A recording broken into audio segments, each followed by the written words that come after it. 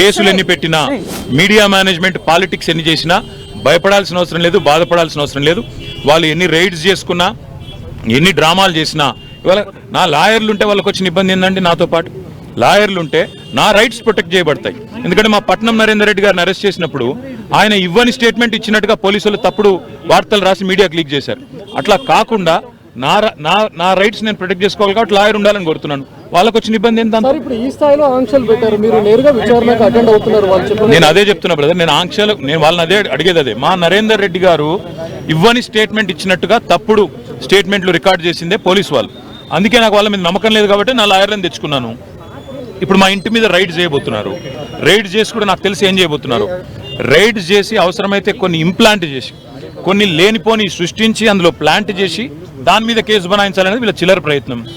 నేను చిట్టినాయుడు గారికి చెప్పేది ఒకటే, నువ్వు ఎన్ని డ్రామాలు చేసినా, ఎన్ని కథలు పడ్డా, ఎన్ని అక్రమ కేసులు పెట్టినా, నువ్వు రైతు భరోసా ఎగ్గొట్టింది ప్రజలకు తెలుసు, నువ్వు మాట తప్పింది తెలుసు, 420 హామీలు ఎత్తగొట్టింది ప్రజలకు అర్థమైంది. నువ్వెన్ని చేసుకున్నా తప్పకుండా నిన్ను వదిలిపెట్టాం. ప్రజాక్షేత్రంలో తప్పకుండా మా హక్కుల కోసం కొట్లాడతాం. ఇవాళ నేను అడిగేది ఏంటంటే, మొన్న నరేందర్ రెడ్డికి జరిగింది, ఇవాళ నాకు జరగదని గ్యారంటీ ఏంది? నరేందర్ రెడ్డి ఈయని స్టేట్మెంట్ ఇచ్చినట్టు, కన్ఫెషన్ ఇచ్చినట్టు, అనవసరంగా నా పేరు చెప్పినట్టు లేనిపోని పుకార్లు వీళ్ళే సృష్టించిన పోలీసు వాళ్ళు మీడియాకు లీక్లు ఇచ్చాను. ఇలా నాకు కూడా అట్లే చేస్తారనేది నా డౌట్.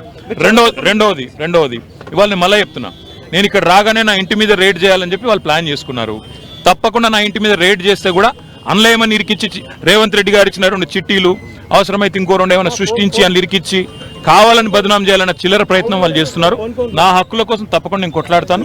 న్యాయవాదుల సమక్షంలో ఎంక్వైరీ చేయాలని కోరుతున్నా. తప్పే ఉంది. ఇంకో 5 నిమిషాలు చూసిన తర్వాత మరి పోలీసులు సహకరించకపోతే నా దారి నేను పోతాను. పోలీసు వాళ్ళు మరి లిఖితపూర్వకంగా ఏం చేయట్లేదు, కానీ వాళ్ళు ఫోన్లు వాళ్ళు ఏదో మాట్లాడుతున్నారు. పైకి రేవంత్ రెడ్డికి మాట్లాడుతున్నారో, మరి ఇంకా డీజీపీకి మాట్లాడుతున్నారో, ఎవరికి మాట్లాడుతున్నారో తెలియదు. వాళ్ళు ఏం చెప్తారో దాన్ని బట్టి నా తదుపరి కార్యాచరణ. అడ్వకేట్స్ అనుమతి లేదు అనేది తప్పు. మొన్న పట్నం నరేందర్ రెడ్డి మీద ఏ కుట్ర అయితే వీళ్ళు చేసినరో, ఆయన ఈయని స్టేట్మెంట్ ఇచ్చినట్టు పోలీసు వాళ్ళు ఏదైతే దొంగ స్టేట్మెంట్ సృష్టించి ఆయనను నన్ను బద్నాం చేసే ప్రయత్నం చేసినరో, అది జరగకూడదన్నదే నా తాపత్రయం. అందుకే లాయర్ ఉండాలని నేను కోరుతున్నా. లాయర్ ఉంటే వాళ్ళకి అభ్యంతరం ఏందో నాకు అర్థమైతే లేదు. ఏమైనా కానూను ఉందా, చూపెట్టు, కాగితం చూపెట్టు అంటే కాగితం చూపెడతలేదు.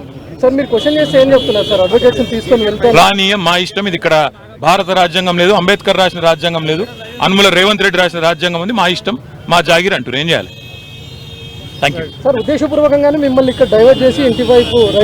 ఇంటి మీద ఇప్పుడు రైడ్కి వెళ్ళడానికి ప్రయత్నం చేస్తున్నారు. వాళ్ళు రైడ్ చేసి కూడా మన ప్లాంట్ చేస్తారనేది నా అనుమానము. తప్పకుండా చట్టపరంగా న్యాయపరంగానే వారిని ఎదుర్కొంటారు. ఆల్రెడీ తీర్పు రిజర్వ్ అయ్యి ఉంది. అయినా ఈ డ్రామా చేయాల్సిన అవసరం ఏముందో పోలీసులకి తెలుసు. ఇంటి దగ్గరికి వచ్చి డ్రామా చేసి అక్కడ ప్లాంట్ చేసి రేవంత్ రెడ్డి ఇచ్చిన కొన్ని ఆడ పత్రాలు పెట్టి లేదా ఇంకోటి పెట్టి కేసులు పెట్టి ఇరికేయాలనేది వాళ్ళ తాపత్రయం. అన్నిటిని కూడా న్యాయపరంగా ఎదుర్కొంటాం. Yes, they are going in the next 15-20 minutes. మాజీ మంత్రి ఇలా రోడ్డు మీద కాకుండా కనీసం లోపలికి పిలిచేనా చెప్పాల్సింది. వాళ్ళ విఘ్నత అది, రేవంత్ రెడ్డి గారి యొక్క విఘ్నత, వారి యొక్క తెలివితేటలు. నేను సహకరించడానికి ఇక్కడికి వస్తే నన్ను కనీసం లాయర్ కావాలని నేను కోరేందుకు కారణం ఒకటి.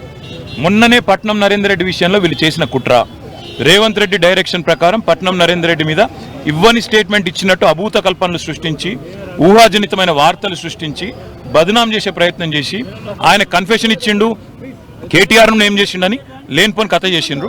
మళ్ళీ మాకు అట్లా జరగకూడదు అనేది నా తాపత్రయం. Thank you.